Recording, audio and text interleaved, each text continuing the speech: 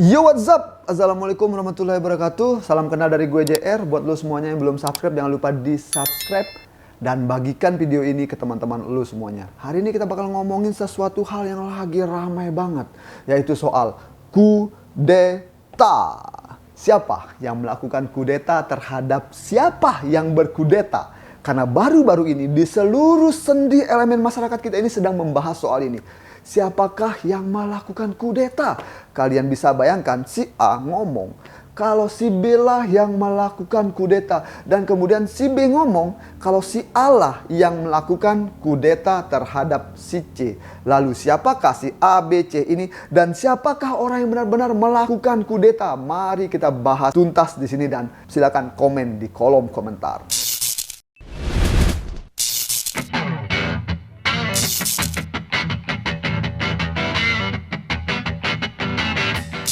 Kenapa gue tiba-tiba bahas ini? Karena baru-baru ini seluruh masyarakat dibuat kaget lewat statement yang disampaikan oleh anak Gus Dur. Hal tersebut gue kutip dari laman Kompas TV. Judul beritanya itu, Yeni Wahid tak akan dukung Anies Caimin. Sulit bagi kami mendukung orang yang mengkudeta Gus Dur. Dari judulnya saja kita sudah tahu siapa yang melakukan kudeta yang dimaksudkan oleh Yeni Wahid. Kemudian di sini ada kalimat langsung yang sudah saya bold.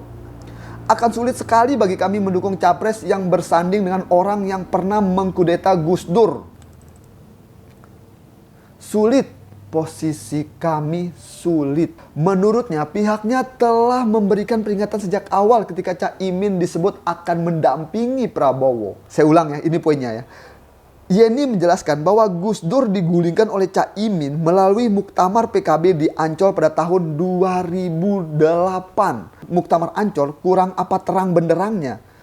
Di situ Gus Dur diganti, di situ Gus Dur dikudeta. Dan di akhir kalimatnya ditambahkan tegasnya. Buat teman-teman yang ingin baca berita selengkapnya, cek di kolom deskripsi, ada kok linknya saya taruh. Seperti yang kita ketahui, Caimin menjabat menjadi Ketua Umum Partai Kebangkitan Bangsa pada tahun 2005. Sedangkan Partai PKB didirikan pada tahun 1998 atas inisiasi beberapa petinggi NU. Kala itu salah satunya adalah Bapak Abdurrahman Wahid yang kita kenal dengan sebutan Gus Dur. Karena adanya narasi tudingan terhadap Caimin soal dia melakukan kudeta terhadap Gus Dur. Menurut teman-teman, apakah benar Caimin melakukan kudeta? Akhirnya Caimin angkat bicara soal tudingan yang dilayangkan terhadap dirinya.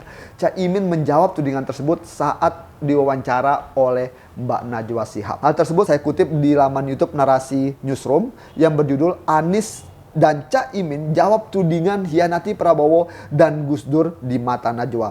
Jadi dari menit pertama sampai menit 9 di situ Anies Baswedan menjawab soal tudingan atas dirinya yang saat ini gue agak ragu menyebutnya ini. Situ Anies Baswedan membahas soal Prabowo lah. Intinya Anies ngebahas Prabowo lah di menit-menit awal. Kalau kalian mau tonton bisa nanti ada di link deskripsi. Kita akan fokus pada topik kita hari ini, tudingan yang dilayangkan terhadap Caimin. Oke, sama-sama kita reaksi videonya. Karena kemudian akhirnya, ya itu tadi Mas Anies bilang ini persepsi yang sedang coba dibangun. Ya. Dan kemudian akhirnya soal pengkhianatan itu ke belakang sampai keluar lagi tuh. Wah, sama pasangannya juga dulu mengkudeta Gus Dur. Asik. Wah, sama pasangannya dulu juga mengkudeta Gus Dur. Ini pertanyaan yang sangat menarik sekali karena saya dari kemarin itu pingin membuat konten ini dan akhirnya Mbak Najwa Shihab melakukan pertanyaan yang mewakili kami rakyat Indonesia yang benar-benar ingin tahu benarkah Caimin melakukan kudeta atas Gus Dur gitu. Oke, sama-sama kita dengar ya jawabannya ya. Oh, Caimin Berkhianat juga pada Gus Dur, itu narasi yang kemudian disambung-sambungkan. Tanggapan Anda soal itu, Gus? Narasi itu tiap 5 tahun selalu muncul. Oke, narasi itu setiap 5 tahun selalu muncul. Kita play lagi. Setiap pemilu dimunculkan, di-sharekan. Tentu musiman lah, saya bilang itu musiman. Tetapi tuduhan saya berkhianat itu sama sekali tidak beralasan. Oke. Bahkan ada yang bilang saya kudeta. Yang benar adalah bahwa justru saya dikudeta. Oke, menarik bahwa yang benar justru saya dikudeta. Nah, oke.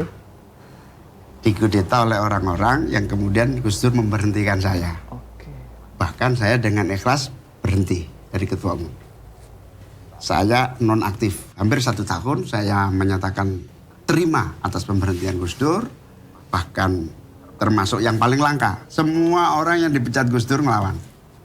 Satu-satunya ketua umum yang dipecat Gus Dur tidak ngelawan hanya saya. Oke.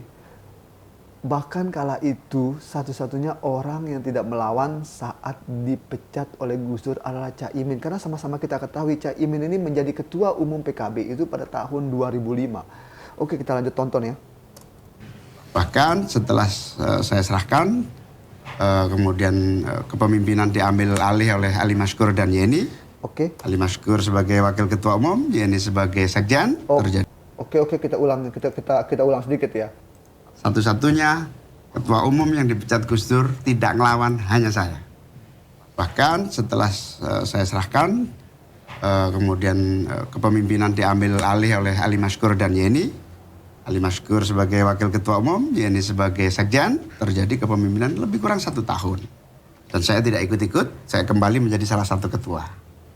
Nah, dalam proses kepemimpinan Ali Maskur dan Yeni inilah itu hasil kudeta terhadap saya. Oke. Dan saya terima. Oke, sebentar kita ulang. Itu hasil kudeta terhadap saya.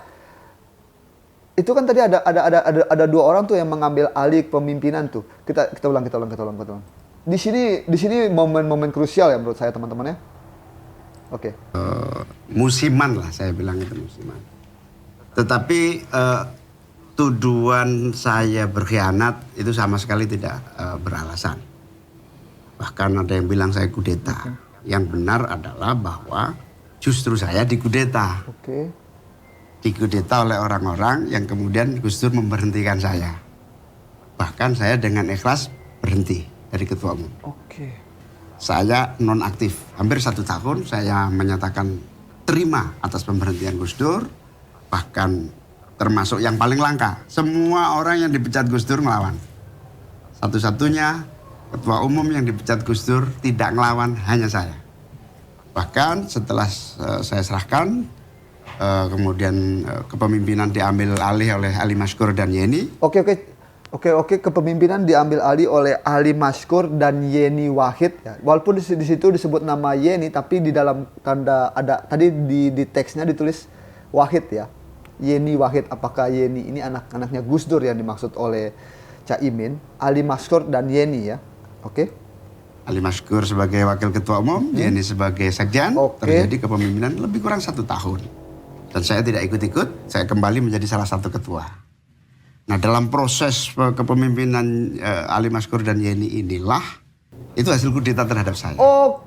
Oke, stop, sabar Cak Imin. Dari hasil kepemimpinan Ali dan Yeni inilah itu adalah hasil kudeta terhadap saya. Berarti di sini Cak Imin berkata bahwa dia tidak melakukan kudeta, bahwa justru dialah yang dikudeta. Dari hasil pemimpinan dia itulah Yeni dan Ali.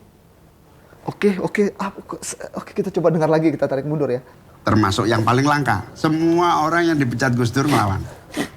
Satu-satunya ketua umum yang dipecat Gus Dur tidak ngelawan hanya saya. Bahkan setelah saya serahkan, kemudian kepemimpinan diambil alih oleh Ali Maskur dan Yeni. Ali Maskur sebagai wakil ketua umum, Yeni sebagai sekjen. Terjadi kepemimpinan lebih kurang 1 tahun. Dan saya tidak ikut-ikut, saya kembali menjadi salah satu ketua. Nah, dalam proses kepemimpinan Ali Maskur dan Yeni inilah itu hasil kudeta terhadap saya. Oke, itu hasil kudeta terhadap saya. Oke. Kita sudah bisa, mungkin Cak Imin tidak menyebut secara langsung siapa yang melakukan kudeta terhadap dia, itu kan. Tapi kalau kita tarik benang lurus dari penjelasan Cak Imin, itu adalah hasil kudeta terhadap saya. Oke. Dan saya terima, nggak ada masalah. Tapi di situ karena nggak legitimate, bukan ketua umum, maka harus mengganti ketua umum supaya bisa daftar ke KPU. Karena harus daftar ke KPU, maka yang sah di KPU adalah tanda tangan saya sebagai ketua umum dan Yeni sebagai sekjen. Oke, siap. Maka dititik temukan supaya saya bisa berdaftar. Itu tidak bisa terjadi. Karena tidak bisa terjadi, maka kita cari jalan supaya PKB bisa ikut daftar. Jalan yang paling singkat itu apa? legalitas. Legalitas atas kepemimpinan. Nah, saya ketua umum, tanda tangan sendiri dengan wakil sekjen nggak mungkin. Ali Maskur wakil ketua umum tanda tangan dengan sekjen, nggak bisa diterima KPU.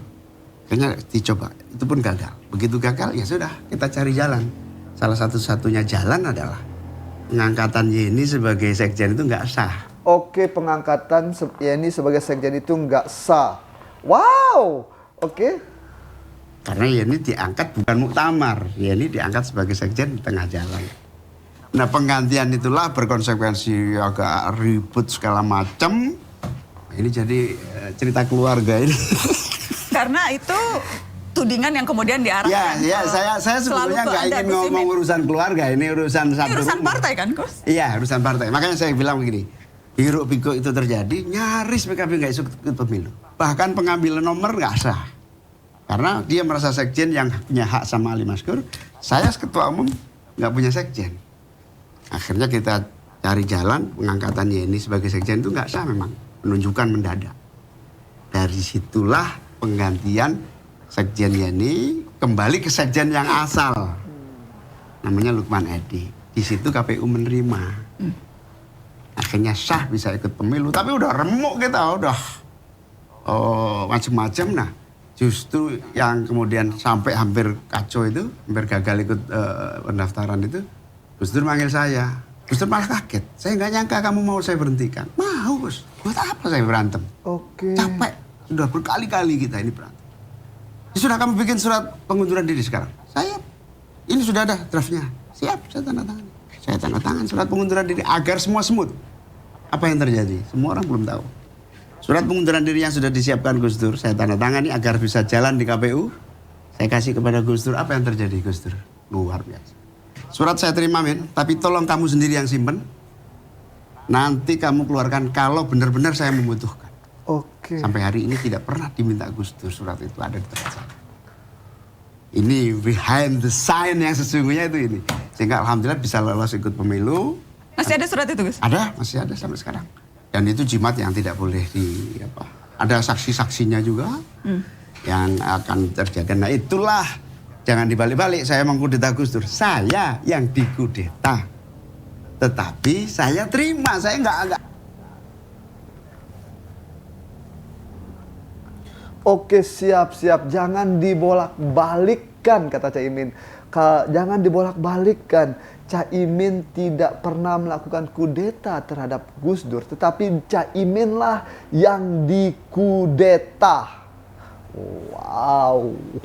Gimana menurut kalian, teman-teman? Siapakah yang dimaksud oleh Caimin ini, teman-teman? Silakan komen. Kemudian muncullah sebuah berita yang sangat menarik lagi untuk kita bahas, terbitan CNN Indonesia yang berjudul Yeni ungkap wasiat Gus Dur sebelum wafat, Caimin harus diganti. Di situ dijelaskan, Putri Presiden keempat Abdurrahman Wahid atau Gus Dur, Yeni Wahid, mengungkapkan ayahnya sempat berwasiat sebelum meninggal dunia supaya Muhaimin Iskandar atau yang kita kenal dengan nama Caimin diganti dari kursi Ketua Umum PKB. Oke, buat teman-teman, kalau pengen baca berita selengkapnya ada di link deskripsi ya. Kita baca langsung yang gue bold. Sampai menjelang beliau wafat, Bapak memang masih berwasiat bahwa Caimin harus diganti. Yeni menjelaskan bahwa Gus Dur justru dikudeta oleh Caimin di Muktamar PKB Ancol tahun 2008 silam.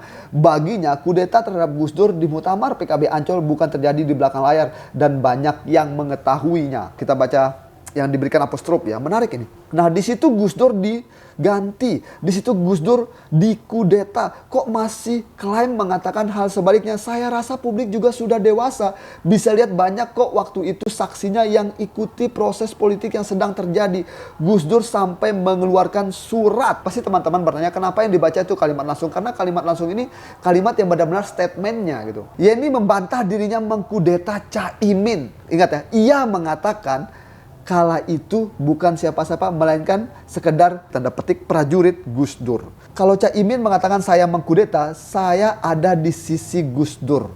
Dan saya saksikan bagaimana Gus Dur dikudeta Caimin. Bukan cuma saya, pengikut Gus Dur banyak yang setia bersama kami di barisan Gus Dur. Wow. Jadi menurut teman-teman kira-kira siapa yang melakukan kudeta? Apakah Caimin melakukan kudeta terhadap Gus Dur? Ataukah Yeni melakukan kudeta terhadap Caimin? Atau justru Caimin lah yang melakukan kudeta terhadap Gus Dur? Atau bagaimana, ini susah dijelaskannya. Siapa sih sebenarnya yang melakukan kudeta? Ini sungguh-sungguh sebuah hal yang begitu rumit dan penuh konspirasi. Karena kedua belah pihak ini sama-sama memberikan tudingan bahwa si A yang melakukan kudeta, dan si A ini juga menyebutkan bahwa si B lah yang mengkudeta dia. Di sini saya benar-benar pusing. Saya tidak tahu siapa yang sesungguhnya melakukan kudeta. Silakan berikan pendapat kalian di kolom komentar. Siapakah sebenarnya yang melakukan kudeta? Lalu kenapa isu ini baru muncul ketika ajang pemilihan presiden di tahun 2024 nanti? Kenapa ini muncul sekarang tiba-tiba nih? Narasi pengkhianatan, narasi kudeta ini muncul. Aduh, saya bingung. Jadi buat teman-teman, kalau kalian suka dengan video ini, jangan lupa di subscribe, bagikan. Saya pusing memikirkan siapa yang melakukan kudeta. Ini konten tersusah yang saya buat, teman-teman, sumpah. Sebelum saya pamit, saya ingin minta maaf jika seandainya ada salah kata yang saya ucapkan. Mohon dimaafkan. Saya Jara Katsuki. Assalamualaikum warahmatullahi wabarakatuh. Jangan lupa di subscribe, bagikan ya guys. Ciao.